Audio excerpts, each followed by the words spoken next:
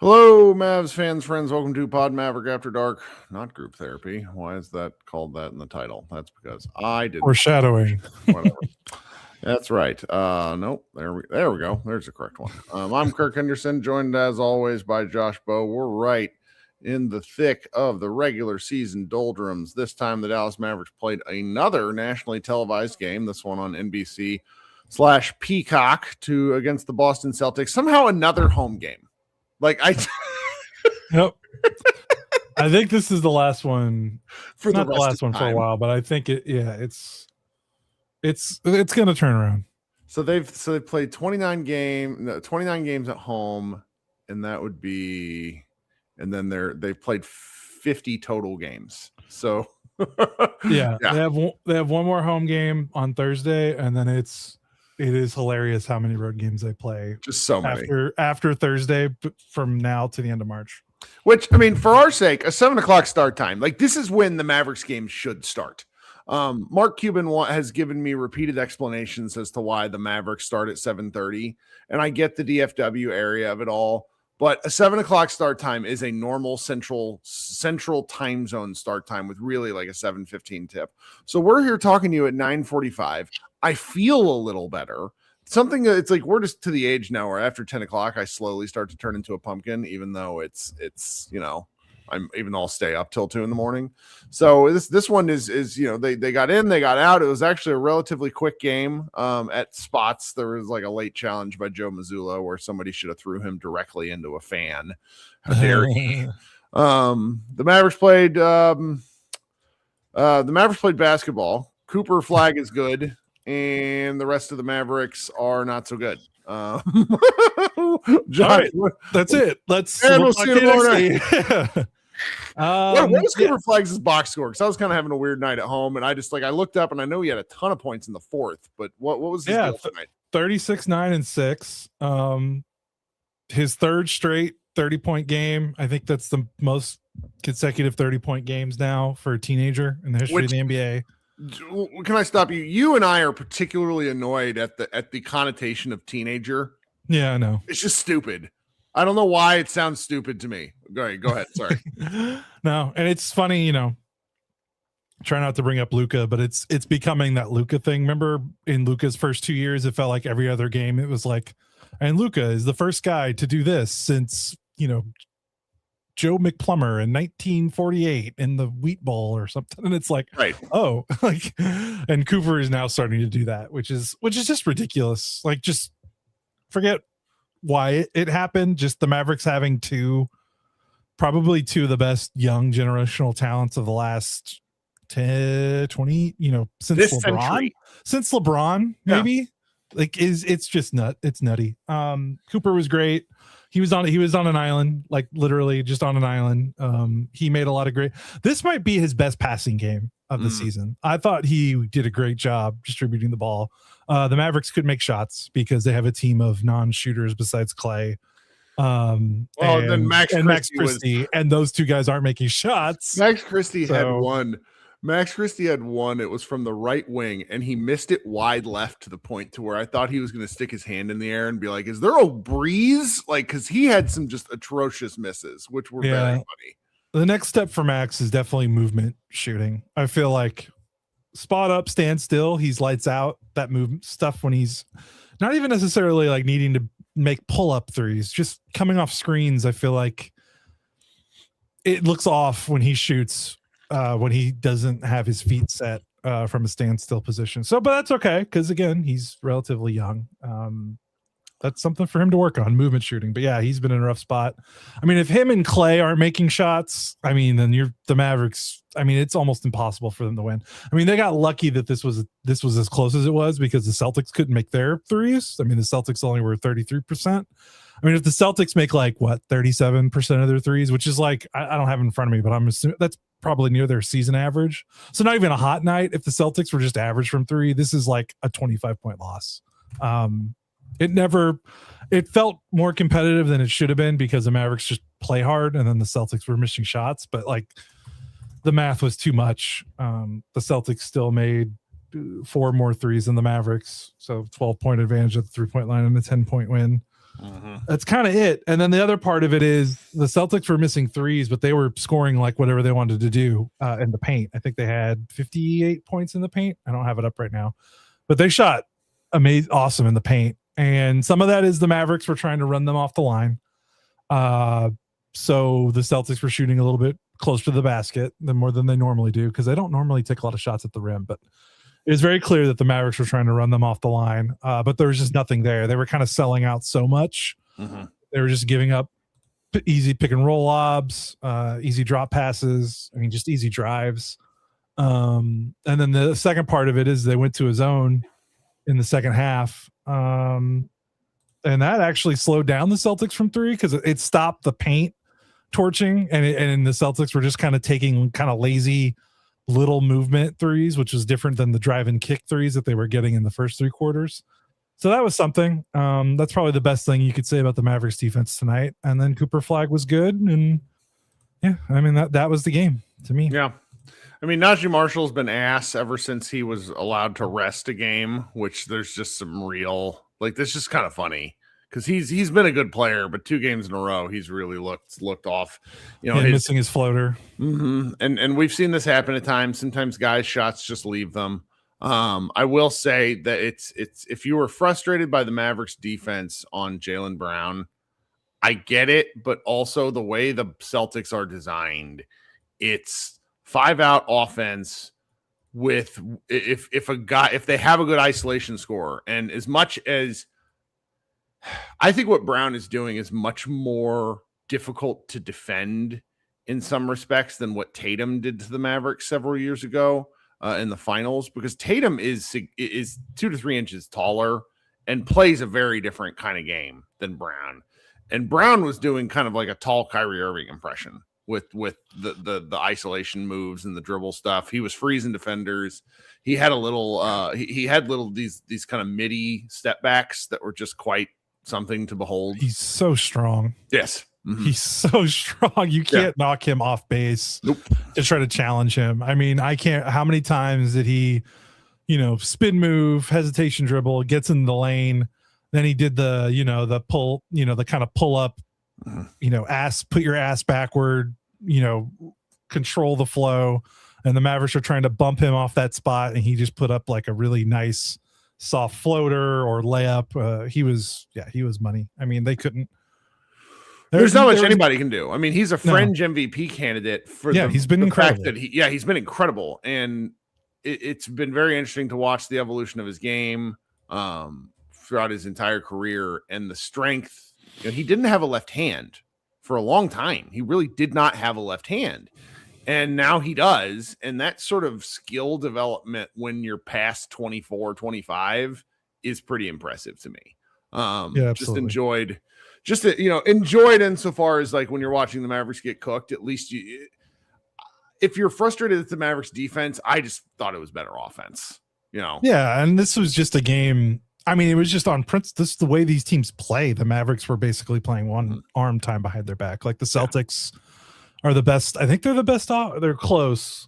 They might be the best offense. They've been the best offense in the NBA, I think, for the last few months. Now I just kind of want to. Well, I'll look it up. While I'm talking, they shoot a ton of threes. Their offense is in overdrive. They're missing Anthony Simons because he got traded today. So that's probably someone in the chat mentioned that. That's probably why they were a little off from three. Like he was probably their best 3-point shooter. Well, I mean, Derek, if anybody remembers the finals, like Derek White was hitting at an absurd rate. And when he is hitting, he's sort of the Celtics special sauce where he takes them from good to phenomenal. Like they don't go up one notch, they go up 2, 3. He is when he's on, it impacts the rest of everybody else. He was 1 of 8 from 3-point land. That's been his season. He hasn't really been making a lot of shots. But the flip side was he's like moving the ball really well, and like they just I don't know, their ability to plug and play different guys. Like our former writer, Austin, he said, who the hell is number 55? And it's Baylor Shireman. And it's just like the ability to plug dudes like that in and have it work in a over the course of a season is pretty impressive. It's just Like, because if you're a Mavs fan and you don't watch a lot of Eastern Conference, you're like, why is Luka Garza playing? Who is Hugo Gonzalez? Why is Jordan Walsh playing? And it's just like, this is just what Brad Stevens and the Celtics do. It's what they do. They fleeced the Bulls today and got because everyone fleeces the Bulls, and just ended up with a team that quite realistically could make the Eastern Conference Finals, like without Tatum. Anyway, it's too much Celtics talk for this portion of the show, but I'm impressed by what they did in comparison to what the Mavericks did. And we'll talk a little bit about what the Mavericks are and are not doing in the second half of the show. The Mavericks bench just ass, they made it to a grand total of, let's see here, 4, 6, 8 field goals. Yeah. If Clay's not making shots, I mean, who is scoring off the bench if Clay's not making shots? No Brandon Williams, no PJ Washington. Yeah, I mean, Hardy was out there, but Hardy he gets over his skis and he tries to do too much Hardy. And it's not that he was awful or anything. He was no worse than anybody else, but it's just, he's Hardy is either really good or really just there's forgettable. Like there's no like, oh, that was a good Hardy game. It was like, okay, enough of that. Before we get close to break, because since we're going to talk trade deadline stuff after, I need to go back to Cooper. We just got to mention again, I thought that was his best passing game of the season. I thought he did really well in the pick and roll. I thought he did a really good job finding both weak side 3-point shooters and the roll man. I thought he was on target. He only had 1 turnover tonight. He had 6 assists. He probably should have had 13. I know the potential assists is tracked and usually comes out like a day. I would love to see the potential assists, which again, funny because it's like Luka all over again. But that was encouraging. And Boston's defense is not where it used to be, like when they won the title. It's fallen off a little bit because Tatum is an all NBA level defender. They don't have Horford or Porzingis, so they don't have the rim protection they usually did. So their defense is not as fearsome, but still a really good. They're still good. You're not 33, 32 and 18 if your defense is bad. So that's still a pretty good defense that they went up against, that Cooper went up against, and some physical, like Jaylen Brown and Derek White are physical defenders that can challenge some of the stuff that he wants to do in the paint. And Cooper was pretty unfazed. There were a couple stretches where he got a little jumper happy, but that's okay because he's gonna have to make those eventually, and he needs to take them. And you hope that he'll get more confident in it. But the rest of his game was almost flawless. Really fun to watch. And one thing I got a couple of, and granted, I over-index social media, but you're watching this game tonight, and if you're watching very Luka or like Luka adjacent looking basketball, that's just what they're deciding to run right now. Like I don't know what Coop's usage rate has been over these last several games, but it's very high. Yeah. So if it was a good defense he went against, why does Kirk hate him? Which player? I hate lots of players. I need to. That was from Sam the Man on Twitter. You'll tell me in a second, I'm sure. I got some comments though on social media where it's just like, this is a stagnant offense when we're running it through Coop, and it's like, okay, we'll get better players. What else? Yeah, what do you want to do? Yeah. Why does Kirk hate Cooper? That's a new one. Just ignore that one. I know. Yeah. So I saw Panda Hank note that Cooper didn't get to the free throw line till the third quarter. Yeah, there weren't a lot of free throws in the. He Celtics, shot 10, or no, he shot 11. Yeah, they got into the bonus very early in the fourth, okay. Yeah. And they were going to the free throw line like almost every other possession. And the Celtics only shot 5 free throws as a team. Funny enough. Well, the Mavericks shot 22. So one of the things that's like, I can't with Cuban being like, look at this son. I hate public facing, this guy deserves more free throws things. Like, handle that behind closed doors. In no small part because now I see it all the time. Now I was watching Cooper like kind of screaming at the TV, being like, he's getting fouled because he got rocked like 4 times in the first half. Nothing. Yeah, he's a rookie. It happens. It happens all of them, and that's stupid. Like, it shouldn't. Like, why do you have to be in the NBA for 3 years to get calls? Like, the politics of it is pretty stupid. But we're not talking like hacks on the arm. We're talking full on body blows on nice little short floaters and things like that, where he's ending up on his ass. Like, Cooper does not, to my to my experience thus far watching him, he does not foul hunt very often. He does not flop. I think he ends up on the ground due to the force of the contact. And it's Sam has somebody on the break says Sam Hauser is body checking Coop. It's like, that was I saw. Like, you gotta call this sometimes. Like, if he gets hurt, this has been my beef with NBA officiating for a while now. I know you don't want to call every single thing under the sun. That's why the games are so inconsistent night to night. But if Cooper Flagg gets hurt because of some bullshit refereeing stuff, like, that will suck. I hope that does not happen, because they're hitting him real hard. Do you think Cooper, because he is so physically gifted, he's a very great athlete. Now, he's obviously not in the Shaq, Giannis, LeBron, Dwight Howard percentile of athlete, I don't think. Just because of his size. Yeah, but do you think it's going to be something like that with him, where he's so physical and he's so big and he's so strong that refs don't know how to call it because it doesn't look like the contact? You know, like Dwight went through that, Shaq went through that. LeBron, I mean, even LeBron and Giannis, where they get killed, but they don't get called it all the time because guys kind of bounce off of them sometimes because they're so physically gifted. I'm just wondering, like, is Coop destined to be in that kind of group of star where they're almost too physically dominant? I would love that. That's how I'm going to say that. That would be really fun to bitch about that. That would be great. Just to be the refs in a real reason, because it's like a lot of Luka's foul stuff came down to the fact that he was technically correct. Like, he would have a guy on his hip or on his back or something, and then he would want the call, and it was more him change, like, because after the 73-point game, when they changed the rules that season, Luka literally stopped doing that shit. And then the rest of the year was actually a lot more fun offensively to watch because there was less foul baiting. It's a different, it's a different player, different stuff. I'm not criticizing the if it works, it works. It's just, you play the game. You've got to play the game that's in front of you. Yes. I just felt that Cooper is getting hit too hard tonight. I was very frustrated. That's fine. Oh, well. All right, we're going to go to break, and then we're going to be right back to talk about what is trade deadline. So if you want to support the show, there are 3 ways, literally links you can give to us. We will accept donations. Listen to the ads, and then tell your friends, grow the show. We're here after every game, which is ridiculous. It took me a while to realize how stupid that was, but we started doing it during COVID when there was nothing else to do. And now 5 years later, I'm like, oh no, we've made a mistake. There will be a group therapy if anybody's interested. Thanks so much for hanging out. We will be right back. Okay. All right. We talked enough about the game. Sometimes we can talk about the game for a full half hour, but with trade deadline stuff approaching, I think we sort of owe it to the group because we don't really talk a lot of trades. It's not really what we're interested in, but the Mavericks have been an obvious sell team for quite some time. And, DLLS's and Mark Stein, and he's reporting what he's told. So anybody that gets mad at what reporters are sharing based on what they hear, just understand that it's like literally their jobs to share that information and discern what they should and shouldn't share. So I appreciate Mark at least sharing what he's told.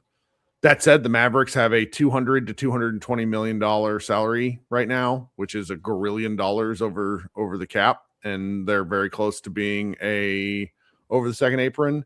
And I don't understand what's going on right now. I find myself incredibly frustrated. And I want to know what you think. They're the 4th most expensive team in the NBA this year. They're the only team. They're the only team in the. Well, holy crap! That can't be right. Are the Kings also that expensive? Oh, good lord! Are they? I don't know. I might be. Maybe I'm looking at the wrong thing. No, there we go. I was looking at I was looking at the wrong thing. All right, Mavericks are the 4th most expensive team in the NBA. They're the only team in the top 4 that has a losing record. The Clippers are right behind them, but the Clippers are probably going to make the play-in even after the trades they made. So the Mavs and the Clippers are the only teams in the top 10 with losing records, and the Clippers have kind of turned. Like, I don't think the Clippers will have a losing record by the end of the season. Right. They're 23 and 26. The Mavericks will have a losing record by the end of the season. So to be the 4th most expensive team with being this bad, we've talked about this before. It's untenable. You can't, the way the CBA is structured, the way the rules are, because every time I say this, people are like, well, why do you care about the owner's money? Who cares? Don't. It's not your money. And it's like, no. They can't. It affects. It's not. I don't care about plan powder and cap space. Like, you need this room because the rules are so restricted. You can't do trades. You can't fill out the bottom end of your roster. It makes it harder to do. Trying to find under the radar free agency signings is harder when you're this limited with the tools on your tool belt. Like, that's what it is. It's harder to build the team because you can't, like, the rules just constrict you so much and penalize you when you're this expensive. So I mean, we saw that the Celtics are a great kind of counterexample because their salary, they're apparently close to like $510 million of obligations before the year started. Yeah, they wound everything all the way back because they just moved off so many pieces. Yeah, and look what they're able to do. Like, I'm not saying that's the reason why that they're as good as they are. Like, it's the players, a lot of the players that they already had, but they're able to make moves. Mm-hmm. I don't think they're able to. Are they able to make that Vucevic trade today if they were as expensive as they were to end the season last season? I don't think so. Like, I don't think they're able to make that trade. So it's more about like roster building stuff, not, oh, I want to save the owner's money. Like, I don't care. Like, if there weren't these restrictions, it wouldn't matter. Like, this wouldn't matter at all. But there are restrictions, and it becomes harder to build a team when you're this expensive. So the Mavericks either have to be this expensive and better, or this bad and cheaper. You can't be bad and expensive in the NBA. Mm-hmm. So we'll see. We've got what, 30 hours. I don't know how many hours it is till the trade deadline. It's Thursday at 2 p.m. That's when the trades have to be. We could bluster and be like, why aren't they doing anything? And then, in the next 24 hours, they trade 3 guys. Like, who knows? The Utah trade for Jaren Jackson Jr. today came out of literal nowhere to me. Like, I haven't heard any national guy talk about that leading up to it. So maybe something happens. What? There were a lot of trades today. Obviously, James Harden, there's a multiple. We're not going to go over the trades, but today reminded me of us sitting here in the summer free agency 2019 after Luka's rookie year, after they had taken in Kristaps Porzingis, and they had the ability that offseason based on the order, because they had a lot of guys bird rights. They had some, what I kept referring to as artificial cap space, where they had the ability to sign free agents and then sign their guys into bird rights. Sign Kristaps to his new contract. Yeah. And they did not do this. They did nothing. And they did nothing because Donnie Nelson, and I think this is fair to say, Donnie Nelson is a historically great figure for both basketball and for Dallas Mavericks basketball. By that point, he was not good. He was actually actively bad. And Mark Cuban's unwillingness to move on from him probably really set the Mavericks back. And so I'm thinking about that it's obviously free agency versus trade deadline, very different situations. But I just think we've not talked about this a lot, but the biggest problem the Dallas Mavericks have right now is they have not expressed any coherent strategy whatsoever, other than it's pretty clear Patrick Dumont wants to see Cooper Flagg with Kyrie Irving and Anthony Davis. That's the only thing we know. Yeah, and that's what happens when you don't have a GM. They've got 2 co-interim GMs. The owner is not someone that reporters are well sourced with, which I think also makes the trade chatter a little harder to decipher which is why we could be dead wrong. Right, because before it was Cuban and everyone would they would all just text Cuban and be like, "Hey, what's happening?" And he never shut the heck up. Look at me trying not to curse. I'm trying. I'm really trying. That was actually good. The heck is a great substitute there. I'm proud of you. But now there's how many NBA reporters are close ties to Patrick Brad Townsend's the only one who's actually spoken to him. I'm pretty sure. Yeah, I'm pretty sure. Yeah, I think so. So it's a bad combination of they technically don't have a GM. And they have an owner that isn't as sourced around the league like some of the other owners that are, whether they're longtime owners and people have built up sourcing or they come from backgrounds that they already kind of had connections there. So, yeah, maybe something happens and we don't know because I think no one really knows. And because I don't think anyone is close enough to know now. But also, this is kind of why, I come back to, they fired Nico. When did they fire Nico? They fired him on the 12th or 11th of November. This is why you do this when In the the season offseason. ends and you get all these ducks. Like the idea that this trade deadline could be compromised because they need to stand pat because they need to wait for the new GM. Because it's clear right now they haven't hired a new GM because whichever GM that they're interested in is probably working for another team and they can't offer that person a contract till the season ends, till the league calendar year turns over. So it's clear that they're waiting for the season to end to actually interview the guy that they want to interview and offer a contract. But that's why you do that. You do all this in the summer. You fire Nico before the draft. You get a GM in there before the draft, and then you go in, and then you're well set, and your organization kind of has a clear path to move forward and how they want to rebuild. Right now, it just feels up in the air, and maybe we'll have a better idea in a day or two, because maybe they will make some trades that we're not expecting. Because if I had to bet, I would say maybe there's maybe one trade, and I thought it was going to be Gafford, and then he gets hurt in this game, which I know pissed you off or pissed off a lot of people, rightly so. But I don't know. There's just nothing out there for me to glom onto. I just have to kind of guess and speculate, which I hate. Well, but the thing that I know is this interim GM thing going through a trade deadline, that can't be good. No, that has to make things harder, right? Well, somebody shared a tweet with me today where it's can't wait for the story after the trade deadline where it's a bunch of unnamed sources saying they didn't know who to talk to within the Mavs organization. And that was sort of the hallmark of the post-Cuban era. Some of the first things we started to hear whispered out was how every time with the Mavericks, no one knew who to call, whether it was Raulabal Vulgaris, Cuban himself, Carlisle even, and then Donnie Nelson. And of course, they just end up in this really weird spot. And that seems to be what could be going on right now, just being perfectly honest. Now, I'll also say that it gives me, and I think I'm going to speak for a lot of fans here. I don't normally issue statements like this, but seeing if Klay Thompson, Daniel Gafford, Najee Marshall are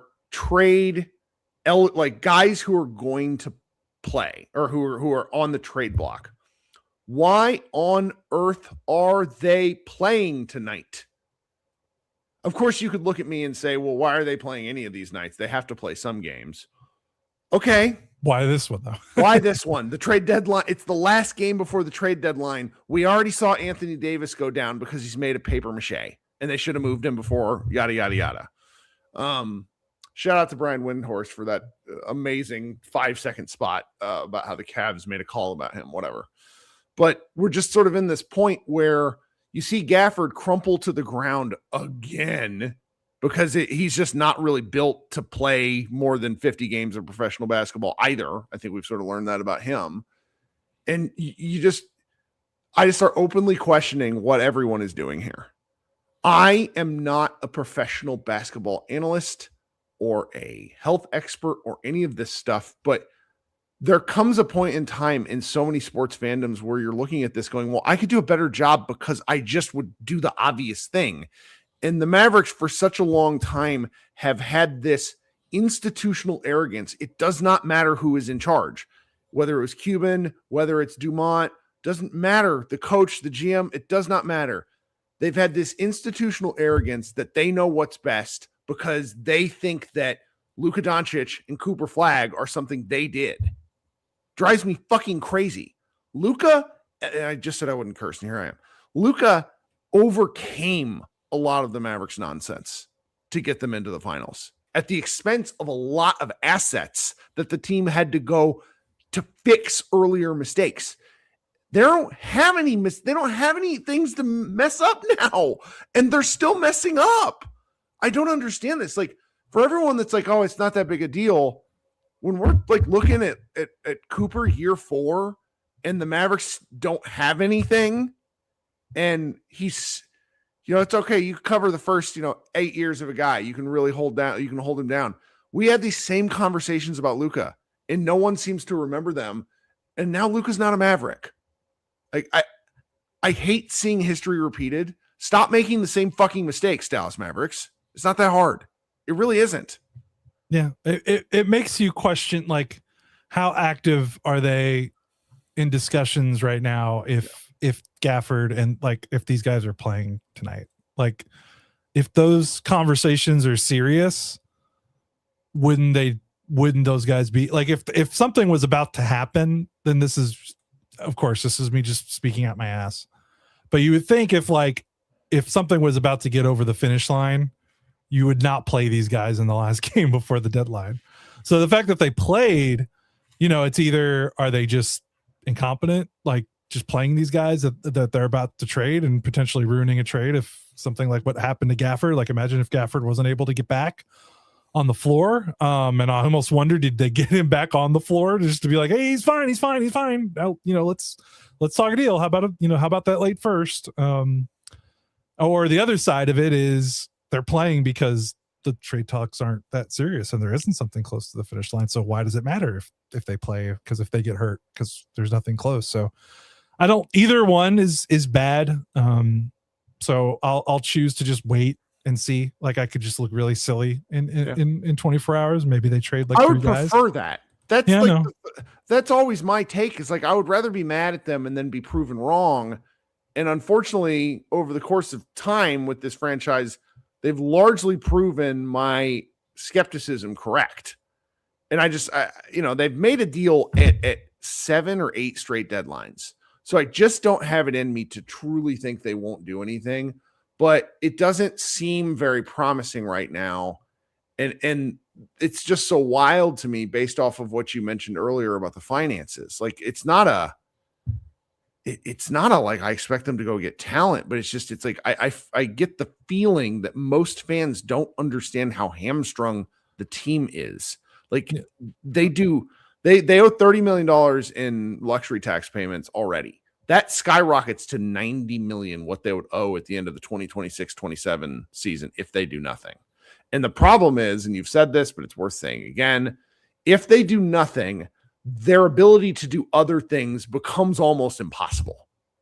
And then they have to add assets to get off contracts, which they don't have any to add. Yep. It's not ideal. And everyone thinks like, well, why trade him? Why trade Anthony Davis for, a quarter of his value just to get off his contract? Like, a lot of people, I've seen the sentiment. A lot of fans just like, well, if you're going to get a bad deal, you should just run it back. And I don't know, like, the idea that this team will be healthy enough to make a difference is just like, I can't even, it's like someone telling me like, no, don't worry, the sky is green. It's going to turn green tomorrow. Trust me. It's like, what? Like, I can't, like, they'll be healthy next year is just such a foreign language now to me. Like, it doesn't exist in this reality. And I don't know how many realities it will exist. Like, there's just too much evidence of these guys. So, God bless you if you're that optimistic that you think, Anthony Davis and Kyrie Irving and PJ Washington, Daniel Gafford and Derek Lively and all these guys that haven't been able to stay on the floor consistently for the last 18 to 24 months are all of a sudden going to put it together. And that's great. I don't want to rain on your parade, but like, there has to be, I'm sure they're having them internally. There has to be some real conversations. Like, we know that they're smart. Like the people that the Mavericks hired, they're some of the cap guys they hired. I mean, even Matt Riccardi was very well respected before he got to Dallas. Finley, I think we've respected with some of the moves he's had influence on, kind of taking more charge on the draft, which they have been more successful in the draft, like post Donnie. And I don't know if that coincides with more input from Finley. I don't know. I just, I'm sure that they're talking about this. The reports say that they're talking about this. So if nothing happens, I mean, that would be shocking, and we can get back on here and yell and scream, but we'll see. Yeah. Anyway, that's just me voicing my kind of generalized frustrations. I look forward to be proving wrong and eating my words. Some weird stuff happening out west. I was not moved by a single trade made today. A lot of sound and fury signifying nothing. I do think it was pretty funny that everyone was so concerned that a Giannis hold would be like the dam And if a Giannis trade happened, then lots of other trades would happen. And instead, there's just been everyone says, all right, screw this. We're moving around these guys. I just think once you get to like the guys that are making $60 million a year, you can't. They can talk about how they want to be traded all they want. It can't actually happen.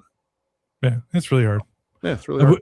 Probably good to notice that the Pistons traded Jaden Ivey and got Kevin Huerter back. And I know there's no rumors tying it specifically, but that has been like, I've been saying this for a while. It's so funny. Huerter can't shoot. Not anymore. I know. He's had a bad couple of years. I know. But that was my like, Detroit and Klay Thompson seemed like a perfect fit in terms of what Detroit needs to get them over the hump or to solidify their team. And now that they've made that trade, I mean, maybe they could still trade for Klay. You can never have enough shooting, but that kind of feels like they've chosen to go that way, which, yeah. That's right. Okay. Well, why don't you go edit stuff? We've got multiple things coming up to Mavs Moneyball. Yeah, who knows? If nothing happens during the trade deadline is on the same day as the next Mavericks game. So we will talk about those things after that next recap on Thursday night. If you want to hang out for group therapy, more than happy to talk about it. Me and my homie Ash Boying will attempt to not talk about UIL redistricting for high school athletics because that's not something anyone wants to hear except for I love high school sports. They're so fun to go watch. But yeah, so we'll hang out and talk a little sports in here. Josh, thank you so much for coming on again. We'll talk soon. Everybody be good and go Mavs.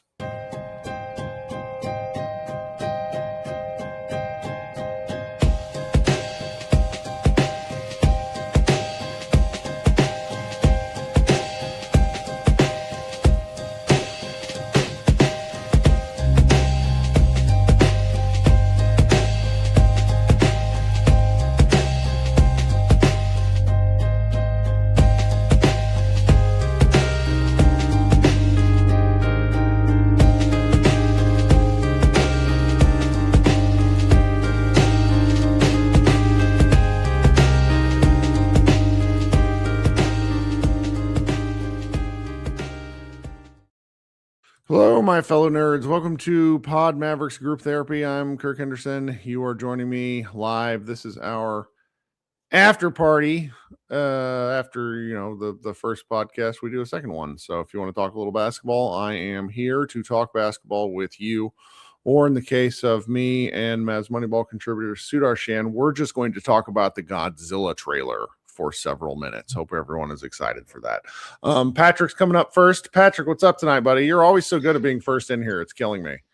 Oh yeah, if you're not first, you're last. So here I am. This was another passive watch for me, honestly, in second half as well. Like I looked down and like Cooper at 35, I was like, oh shit, I guess I should watch this.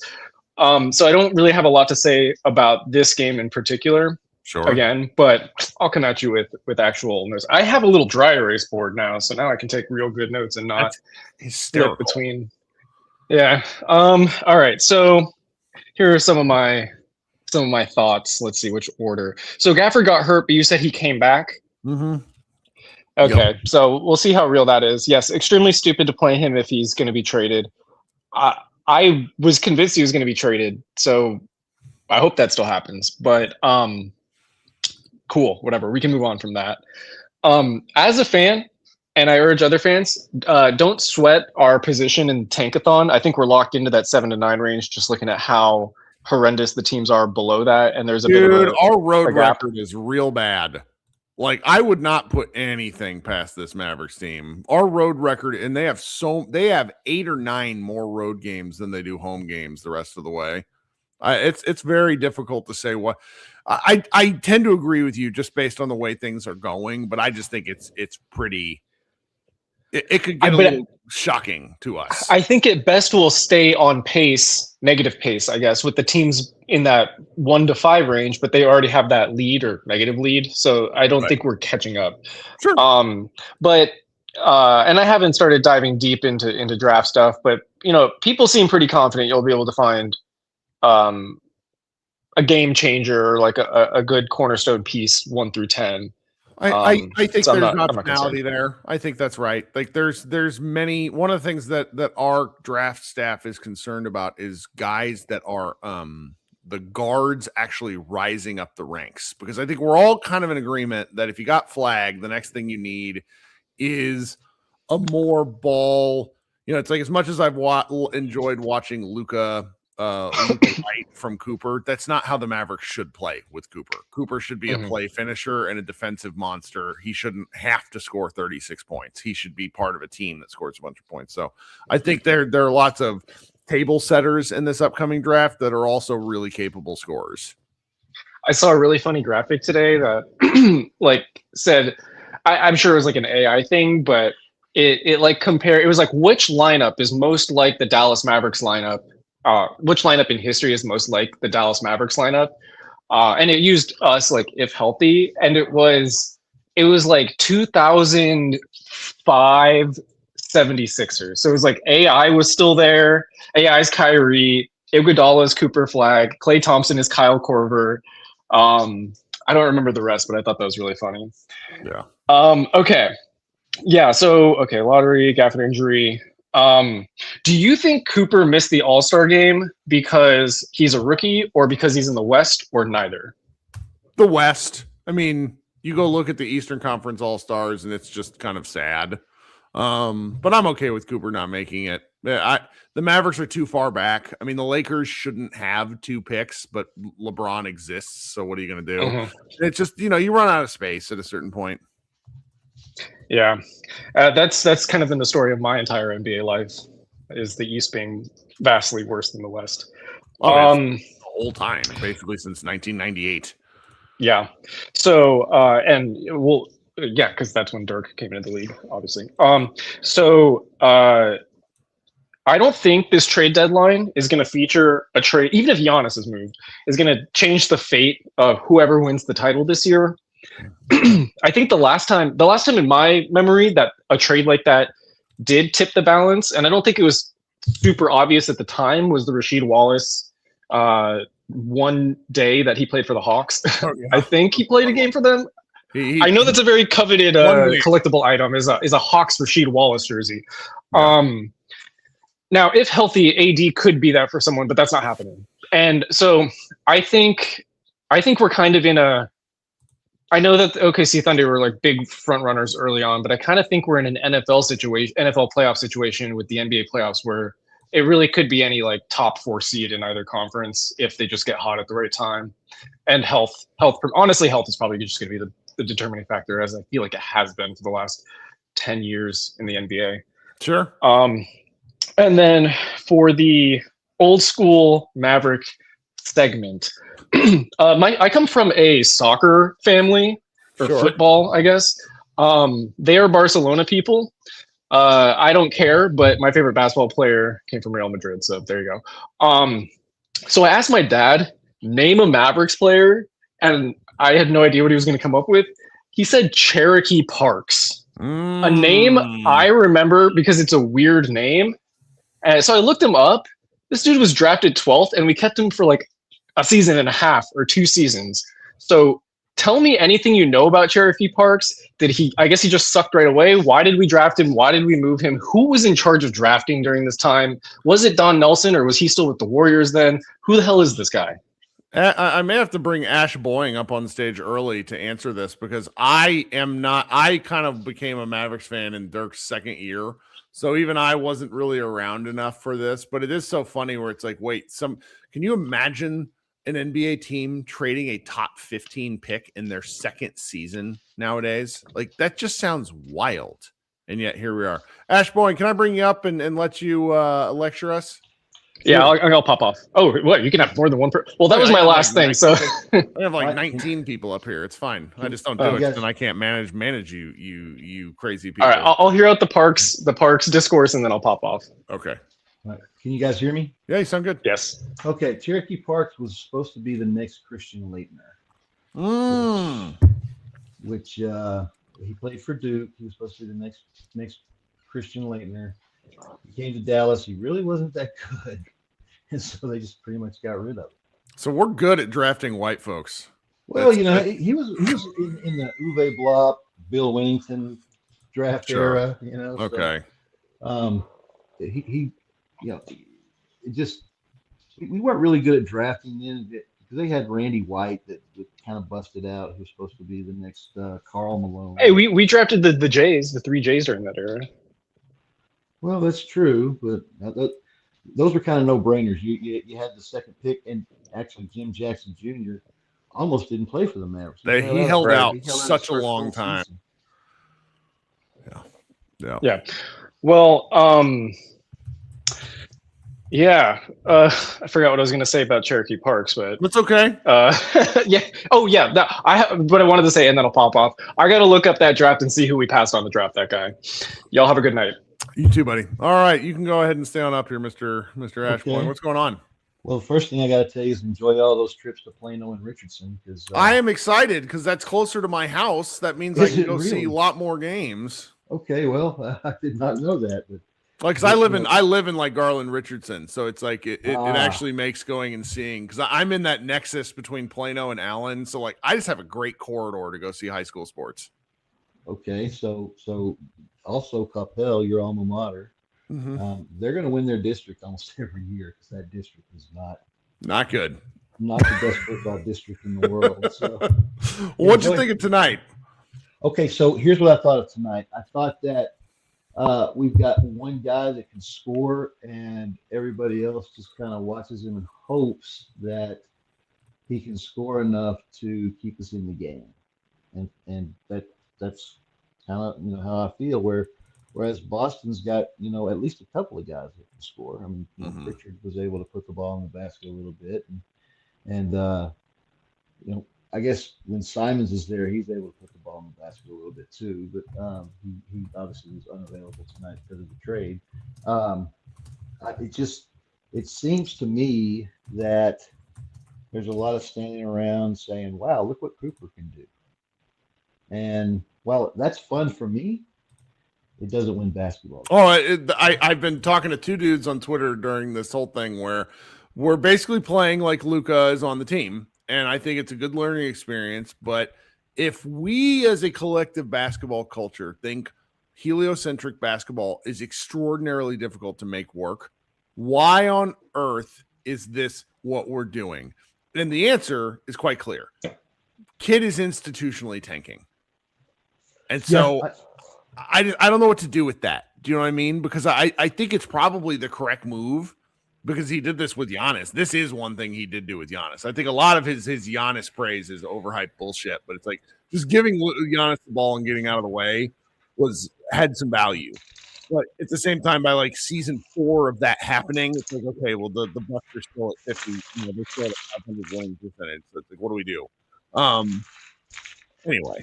Yeah, and I'm now thinking that maybe a Gafford for Matherin trade might not be a bad idea. I've been kind of doing a little bit of a deep dive into Matherin, and while he shoots the 3 okay, he doesn't shoot the 3 as well as Christie.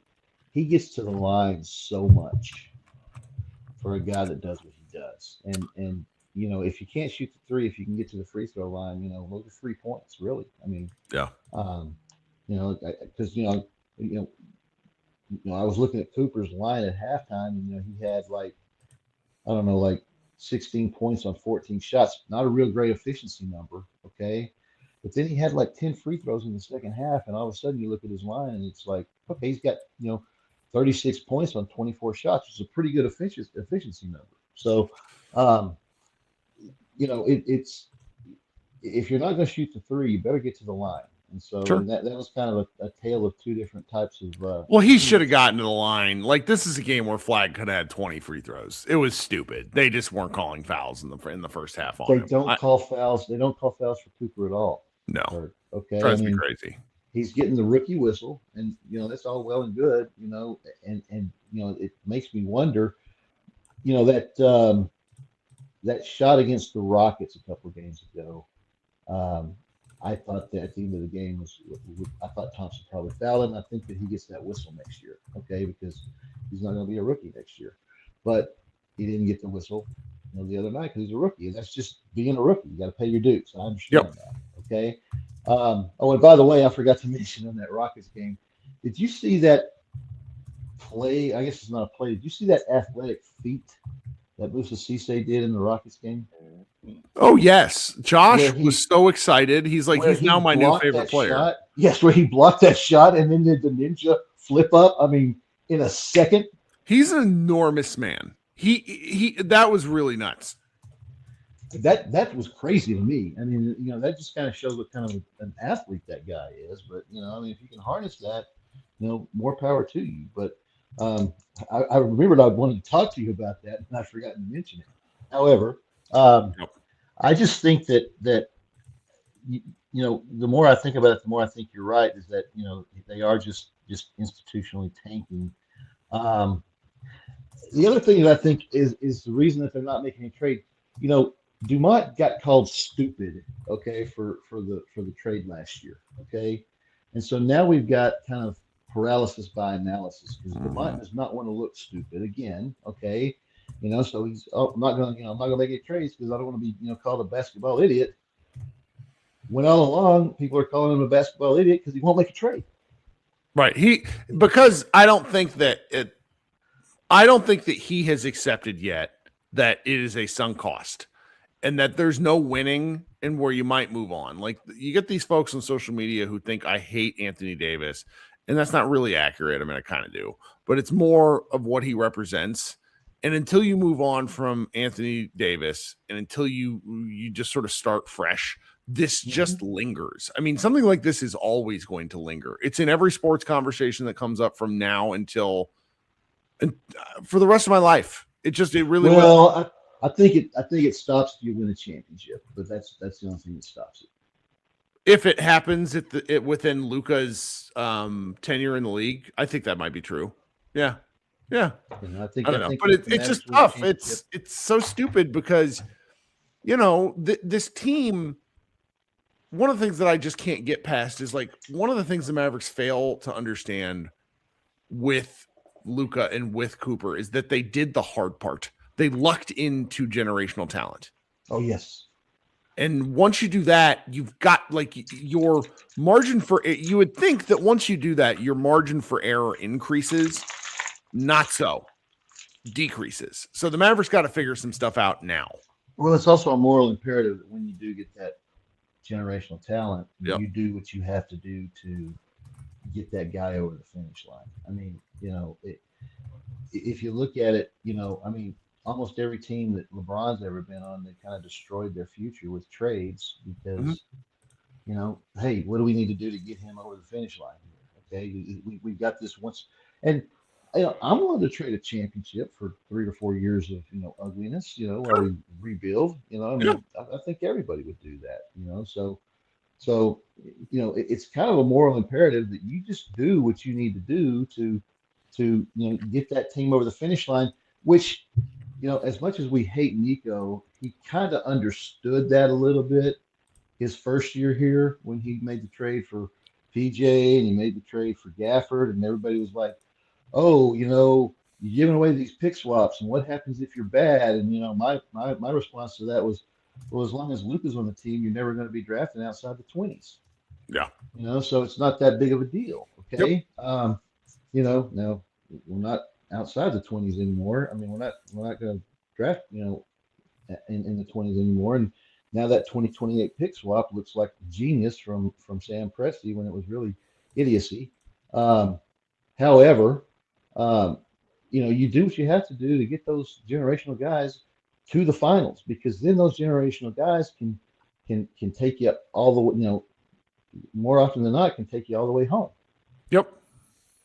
So, I mean, but you can't sit there and not make a decision because you feel like you're going to look stupid, because that makes you look stupid for not making a decision. That's right. So, oh well, kind of get it out of the way. Oh shoot, Frank dropped off. Well, hey man, thanks for hanging out. You got anything else? No, other than the fact that now I will tell you, those Richardson and Plano teams, they're pretty good at basketball. So, well, they get school choice here, so they all kind of tend to go to one school. Right. So, oh, in Richardson, they all go to one. They have school choice. I think that's right. It's very confusing to me. In my neighborhood, I see all 3 high school street sign, like for the different clubs and such. So, Well, but Richardson's beaten Geyer in the playoffs a couple times in the past few years, so they're not bad. So, high school basketball is a riot. It's even more of a riot than high school football because the games are over in 70 minutes, and it's like all sorts of crazy stuff going on. All right, man. We'll talk soon. All right, buddy. Bye. All right, bye. Okay, I'm going to insert some ads here. Y'all know the drill. Support the show, et cetera, et cetera. I'll be right back with Sudarshan and then Michael, and then I'll close out with Killicam. Oh, Frank's back. Frank gets to jump the line. All right, be right back. All right, thanks for waiting. I'm going to bring Frank up since I saw him hop off, and then, I'm going to go him, Michael, Sudarshan, and then Killicam because I just appreciate folks hanging out. Frank, what's up, man?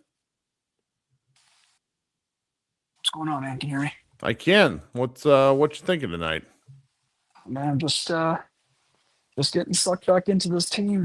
I never left like that, I feel like the only thing that was really affected by me was just like the amount of content that I ever consumed. Sure. Yeah. Going back to the playoff run we had a couple years ago.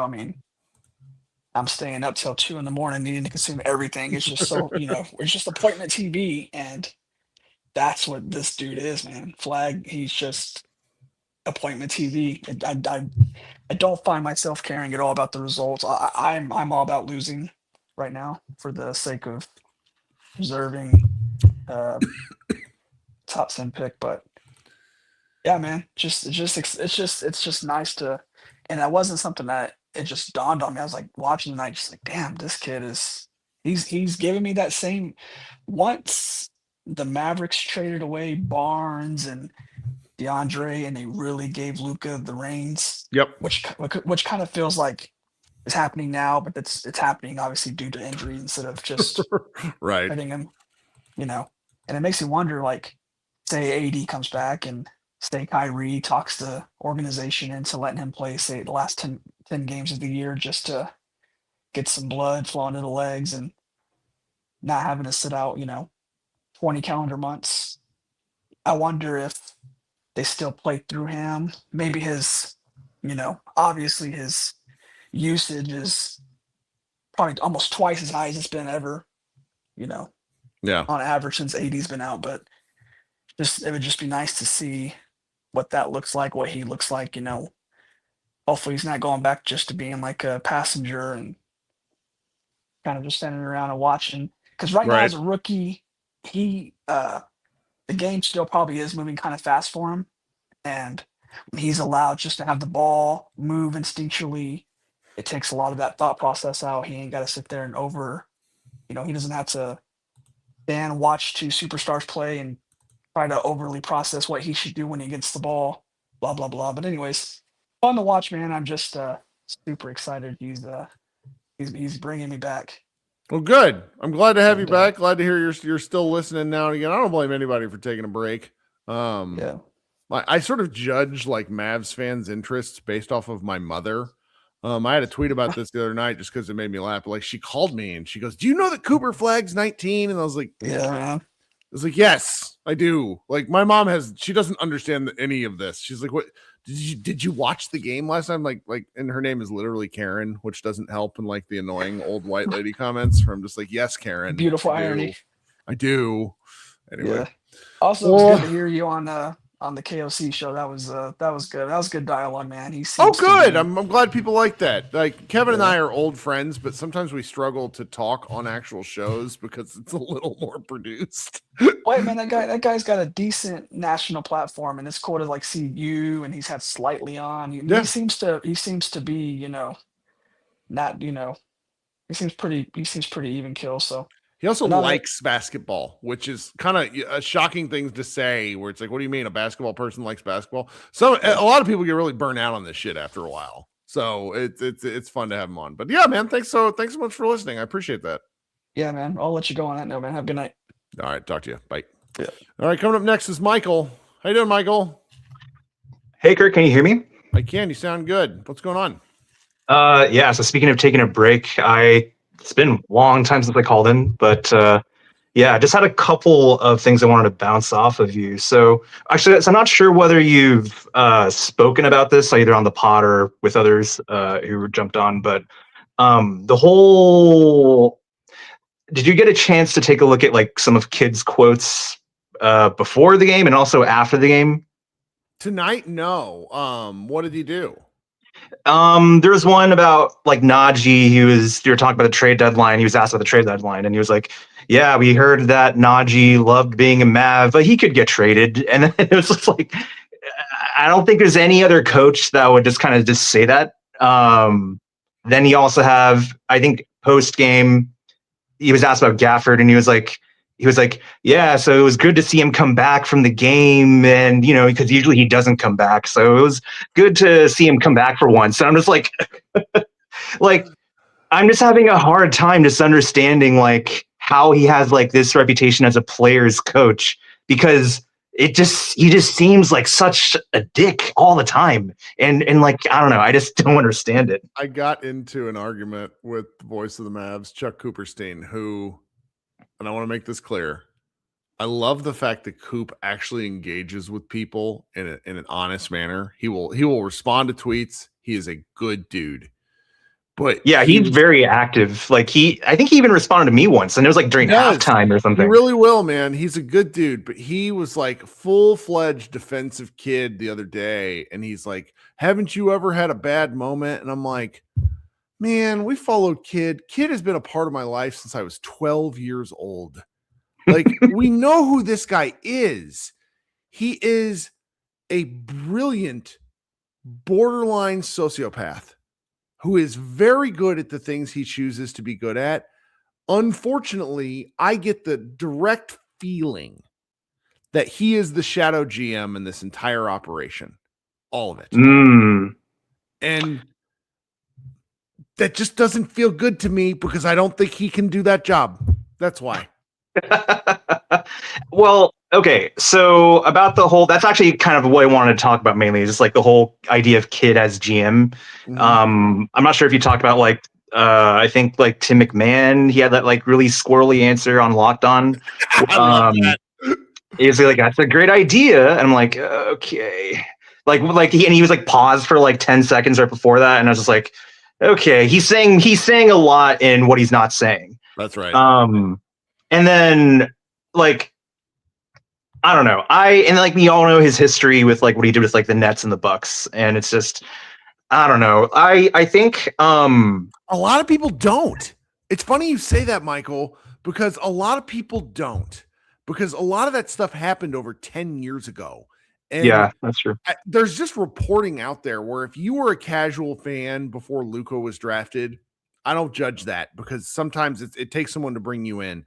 But Jason Kidd's tenure with the Nets and the Bucks were not good. He was not a viable NBA coach until Jeannie Buss made him an assistant to try to for whatever reason there with the bubble Lakers.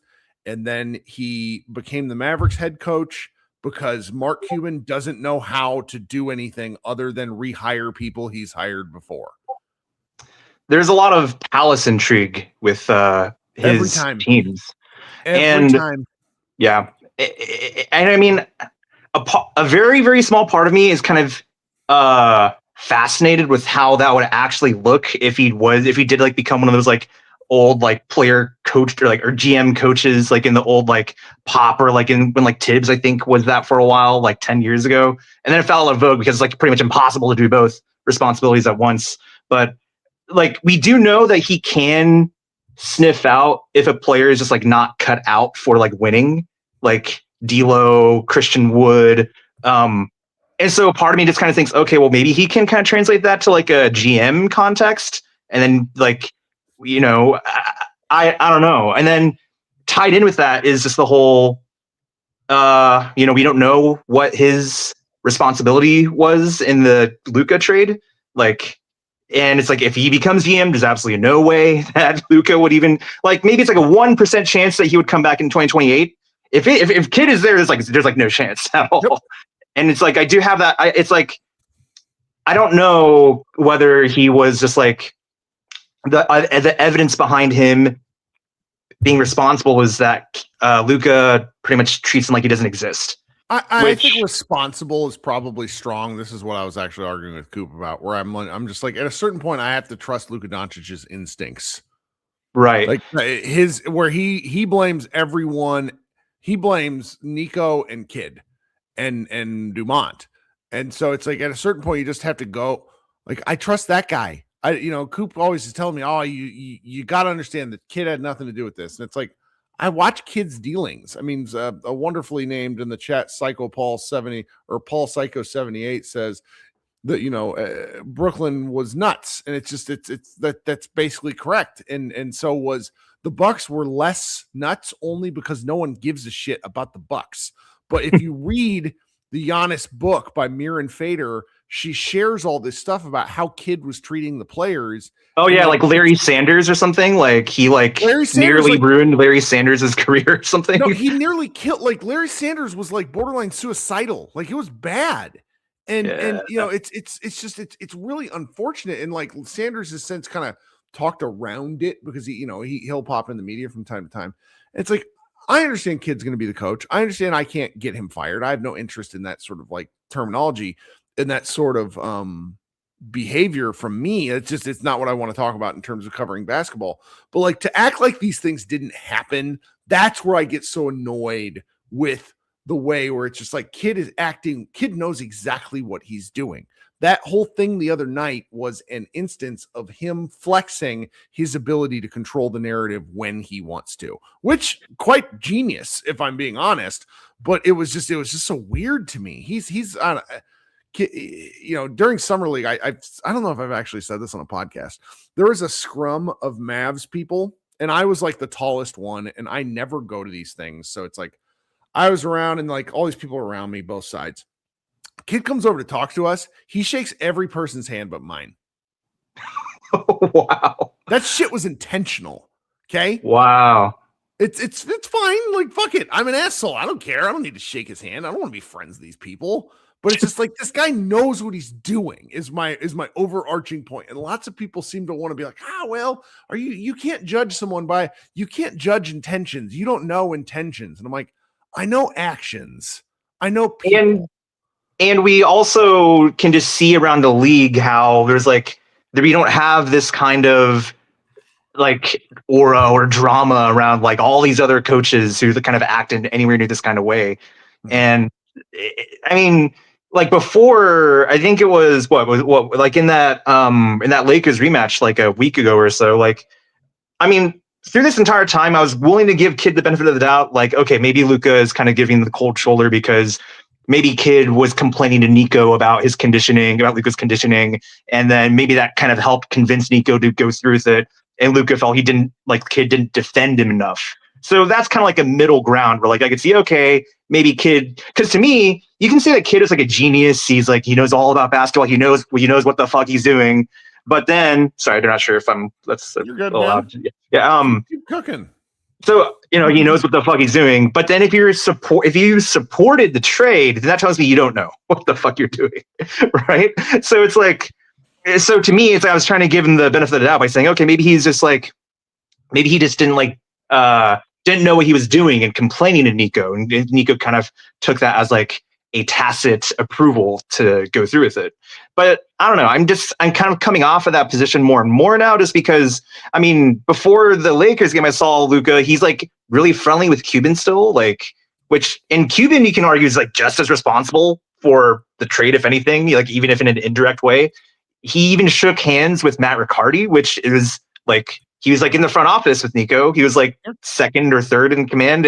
And so Luka clearly doesn't have like bad feelings to Matt Riccardi. So to me, it just kind of seems like it just spoke really loudly that he still is not like chummy or he hasn't like made up with Kidd at all. And it's just like, yeah, I don't know. It's, if he's the GM, it's like, or if he eventually becomes GM, which I'm like, I kind of feel like it's almost like 50-50 at this point, but because I can definitely see the reasons why it wouldn't be and also reasons why it would be. But yeah, it's just, I don't know. I'm going to be fascinated to see what happens. I think that whoever the Mavericks bring in as GM going forward is more important than whatever they do in this trade deadline, whoever they draft. Absolutely, Michael. That's a great point. All Yeah. right. All right. Anyways, Hey. I've been on for a while, so I'll go ahead and. Thanks Yep. for hanging out. Yeah. Thanks for having me on. All right. Talk soon. All right. Pseudo Shan, you've been waiting. What's up, brother? Hey, that Godzilla trailer looks whack. I mean, that shit. No, whack. How dare you? Apple Plus stuff is incredible. I will fight you. Whack is a good thing, Kirk. Oh, okay. Maybe I'm just old.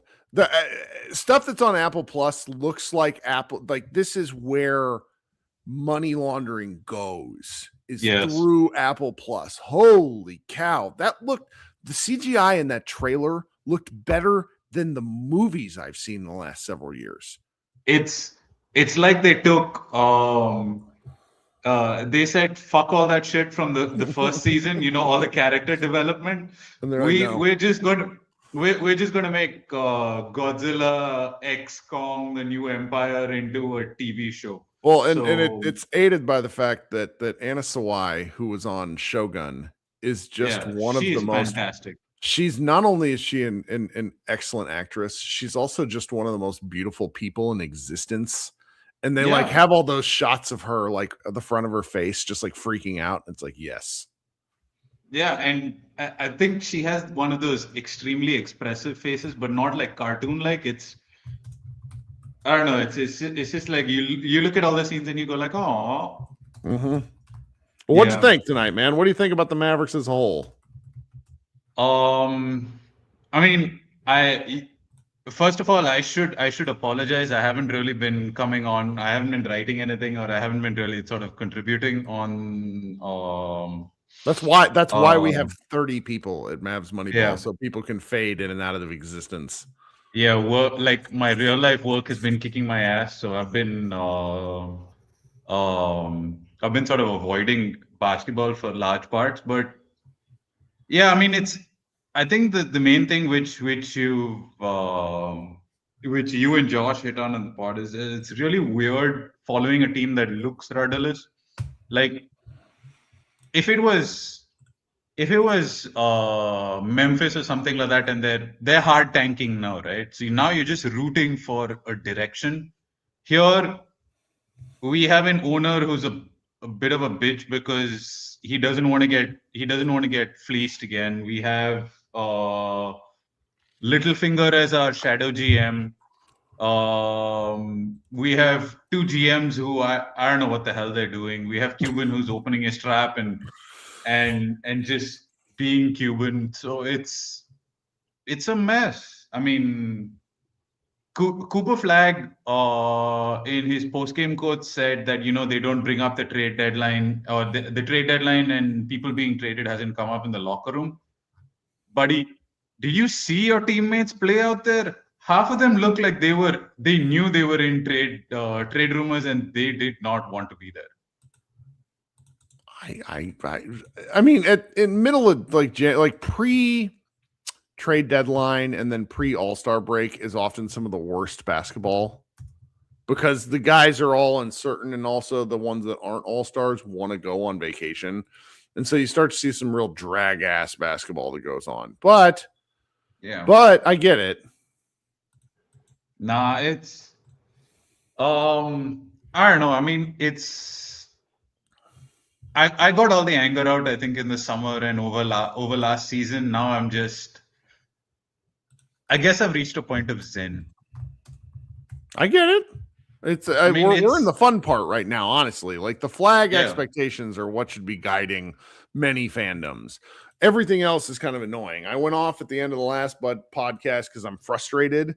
But they still have time for an about face. It's like if we're in year 3 and the Mavericks are of Cooper Flagg and the Mavericks are just then shedding some of this awful salary, that's a different situation. But I just have faith for now, based on nothing. I have faith that they will figure this out in one shape or form. I would agree to disagree there, because I feel like they don't have time, because the next few draft classes are kind of crap. From everything that Tyler and Brian and David and all of those guys, all of the real draft crazies in our chat say, it's like the 27 class and the 28 class are kind of crap. So I And feel people like are if always like that. They're whiny. There's always great basketball players. There oh really no, are. I'm sure there is, but I mean, well, my point is that if they were really smart, they would just pivot immediately and then just lean into this entire thing rather than trying to work out some kind of hypothetical with a dude who can't stay on the court for more than 5 games and someone with recurring knee issues. Which I mean, we don't know what Kyrie's going to be when he comes back. This is his third knee injury, second on the same knee. Yeah. So You never know with him. Like everything feels like a bit of an adventure. I'll be worried if he doesn't play for several games, but the fact that he came back is nice. yeah, let's see. I don't know. I'm just gonna watch. I'm just gonna wait for the weekly episode of Shrinking because I think Sure. that's just the perfect antidote to all of the crap that we have to deal with as sports fans. It's watching Harrison Ford be a grumpy old curmudgeon is a balm for the soul. Yeah. It's a fun show. It is. It really is. But yeah, that's about it, man. I mean, by the way, on the thing about whack being bad, I think that's something that I picked up from the Friends generation. There's that episode where Joey dresses up like a 19-year-old and he keeps going, "This thing is whack." Fair. Though that show was it somehow. We're not even going to discuss how long ago that show was. All right, man. Thank you so much. 22 years since it ended, Kirk. That's right. All right, we'll talk soon, buddy. Appreciate you hanging out. Take care, man. All right, last but not least, the legend, Kill Cam. Thanks for hanging out, man. Sorry to make you go last. I know I'm going to get you on earlier. How you doing? Man, I'm just so frustrated, man. Like, the fact that I feel more and more we're not going to make any trades at the deadline. Yeah. Because the owner, I think, I truly think it's because of the owner. Like what the other guys pointed out, I think it's true, man. He doesn't want to look like a fool. He wants to win the trade, so he's gonna just wait it out. Like I just don't. And then he stupidly wants to somehow see Coop, Kyrie, and AD together when that's never gonna happen. Or if it is gonna happen for like 2-3 games tops. I'm just so frustrated with the ownership right now. Especially since I'm seeing what Cooper's doing is like, man, the fact that the owner himself doesn't want to build around him, it just makes it so frustrating. Totally understandable to feel that way. Yeah, man, and then, gosh, man, I just don't. And then Jason Kidd, man, I don't know. He's trying to get my nerve more and more, man. Like I'm so afraid that he's gonna become the next GM. I'm so afraid because what he's doing now is just terrible. Like I get he's trying to tank, man, but this is just. I mean, this is just ridiculous, man. But I know we can't say it because for some reason the NBA will find him, but not find the Utah Jazz. So it's like they made this hate some Mavericks for me, man. Because the fact that the Jazz pretty much just openly say that we were tanking and get 0 penalties for it. But if he even mentioned it once, they're threatening to take draft picks away. It's just ridiculous. Sure. No, but it's like, man, I'm just, gosh, man. Hopefully Clay goes to Detroit, man, because I think he'll be really good there. And they're in Detroit, man, and hopefully they won't sit on their hands and then trade nobody. But I'm just so afraid that they're just gonna sit on their hands because the owner's scared because he has no idea what he's doing and he thinks he knows what he's doing. I'm seeing the exact same thing with Joe Lacob with the Warriors. Like these owners just give the money to the GM and stay out the way. Like I'm tired of these middle owners thinking they know basketball when they don't know shit about basketball. You know, so sure. It's starting to get really, really annoying. But we just gonna all we can do is accept it because they're the owners. It's just hopefully hopefully we can hire Philip Lindsay in the offseason, and then because I do trust Philip Lindsay, you know, so whatever he does, or if he do that, then whatever happens after that, because I do think he'll lead us in the right direction, but hopefully they don't be stupid and like sign and promote Kid and let Philip Lindsay stay in Detroit. And we'll see, because that sort of stuff. I don't know when that sort of stuff can happen. It seems to be that I'm wondering if it's like after the regular season ends. I think so, because like Detroit's going to be in the playoffs, so it's like right. So, but the thing is, and since he's not the main GM, I think it'll be fine because like Trajan's the main GM, so I think it can work. I'm just not sure exactly about the rules, you know, like if they're like if they have to wait until after the season or to hire someone from another team. But I think it should, because Philip is like, is he an assistant GM or is he like an advisor? Yeah. So he's the assistant GM. Here or there? Sorry. There. Yeah, he's the assistant there. Okay, yeah, because he's the assistant there. So I think we can, at the regular season, I think we can hire him since he's not the main guy.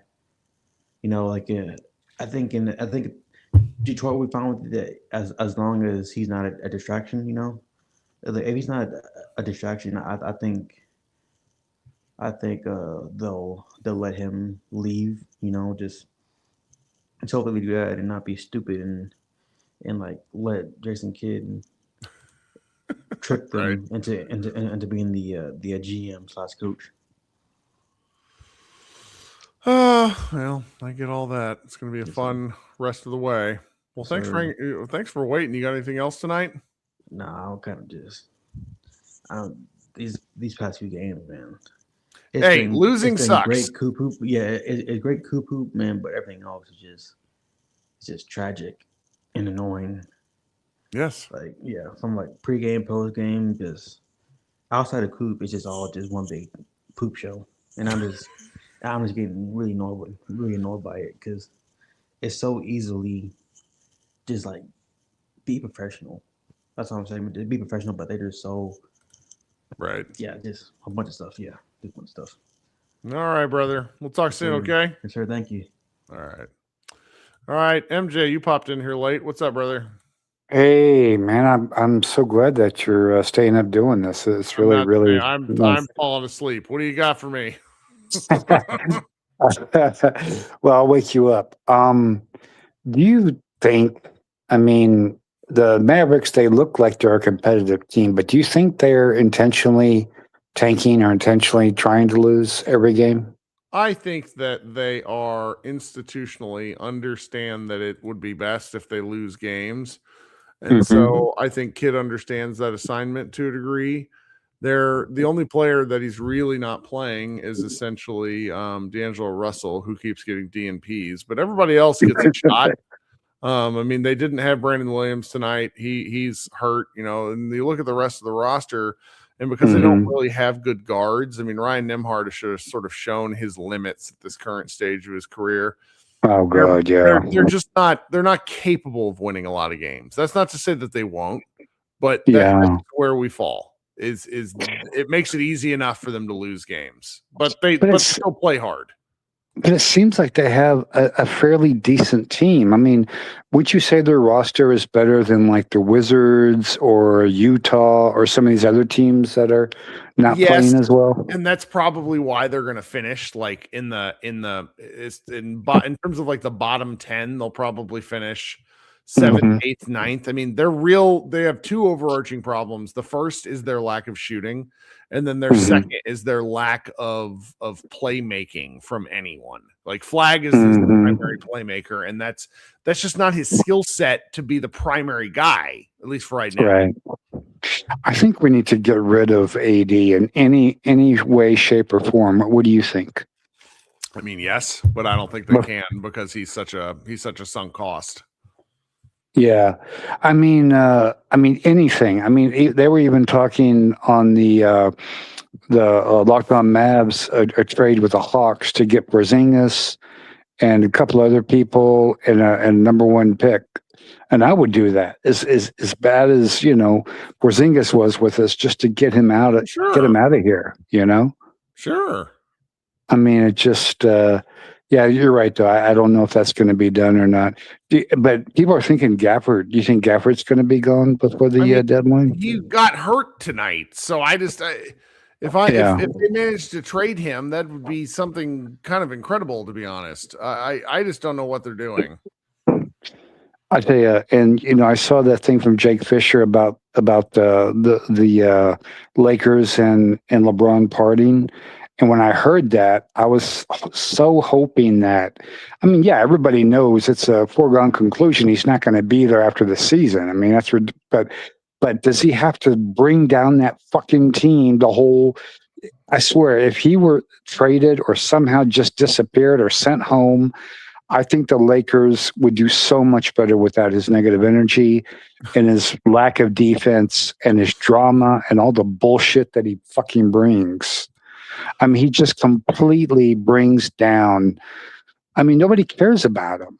I mean, he's old news, and and people are now saying that he's got some new steroids because now he's. This is so funny. They're docking playoff P 25 games because he was jumping out of the gym and scored 9 3-pointers. And fucking LeBron's been doing that the last 4 or 5 fucking years, and they've yet to drug test him. And then they drug test playoff P the first time he does it, and then he gets docked 25 years. And rumor has it that he got that Paul what's the guy's name? Paul the guy who's suspended. George, yeah, Paul George. That he actually got he got that person from LeBron. The steroids. Yeah, I don't know what, if Paul George, if it comes out that he was basically taking like an SSRI or something. Yeah. That's going to be really weird because some of the things on that list are like Adderall. It's like, it's like the list of stuff that he could have gotten penalized for is really weird. And they're not necessarily performance enhancing. Like there's some odd shit at play there, and it makes there's all sorts of great conspiracy theories going around. Like did the 76ers turn him in so that they would get under their salary cap thing? Like just some hilarious shit. I mean, he scored 9 3-pointers, and he hasn't probably done that in probably 7 or 8 years. So.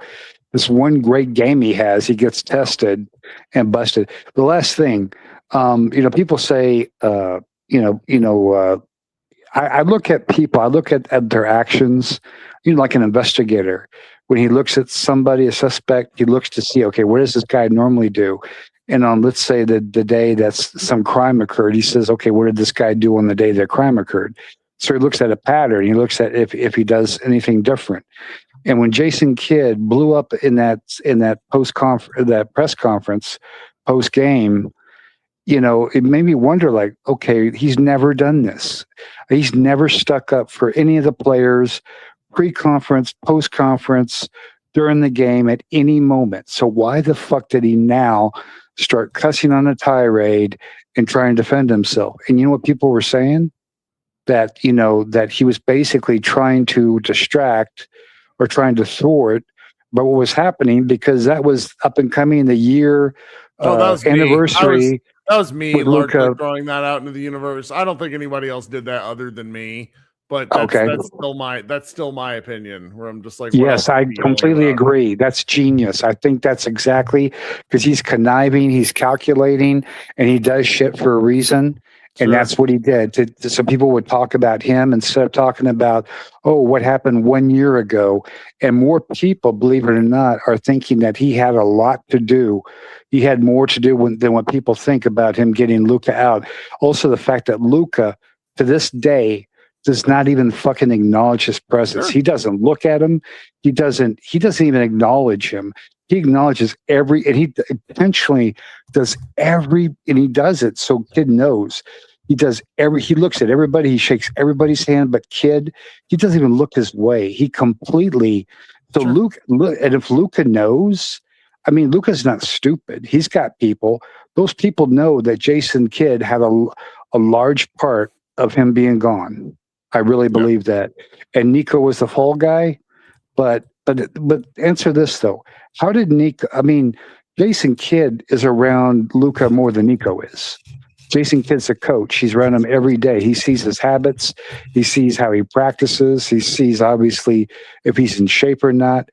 There's no way. The only way that Nico knows this is that he's getting information from Jason Kidd. And so when Nico kept saying all this stuff about, the stuff that Luka wasn't doing, where do you think he was getting that? He was getting that from his coach. He shows up and sees that stuff. I mean, we got to be honest a little bit about what Luka was in the regular season. Luka showed up out of shape a lot. He also got out of shape a lot. That doesn't take anything away from what he actually did, because he won a lot of games. But I mean, him getting hurt on the first day of training camp last year was really bad. It was really bad. And I mean, so it just puts into question all of that stuff. And so, I'm not justifying the trade. I would never do that. But it's just it's the sort of situation where Kidd is a guy, if you're thinking about Jason Kidd only, and I think that's what we should do here, is he's survived a long time in the league. Yes. Yes. I mean, think about it. Go back to what he did, during in a game with I think with Milwaukee to get a timeout. He intentionally spilled water on the court or something. I mean, the guy is that calculating and manipulating. And I tell you this: when people say that Luka, didn't really, didn't practice enough or didn't. I mean, how did the guy get so good so quickly? That didn't just happen by happenstance. I mean, he had to practice. He had to hone on his craft. He had to, he did. Maybe he ate, steaks and ate a lot of donuts and pizza and shit that a lot of Americans do. But that dude was all about basketball. So, I mean, he was a savant. Yeah. I mean, at passing and shooting and playing. And I tell you this, I don't know. I mean, if AR comes back, if Reeves comes back, and if LeBron can just stay out of the way, I mean, you look at their team, but I just think LeBron just brings down their team. And I wonder if he got sent home, or they should do what they did to Chris Paul. Just tell him to go home, Can't do that. Can't do that to one of the best players of all time. But hey, man, it is too late for me. I am too tired, even though it's only 11:15. Thank you, buddy. Take care, man. Talk to you. Bye-bye. All right, guys, this has been fun. Be back on Thursday. Hopefully a weird trade deadline. Everybody be good. Talk soon. Go Mavs.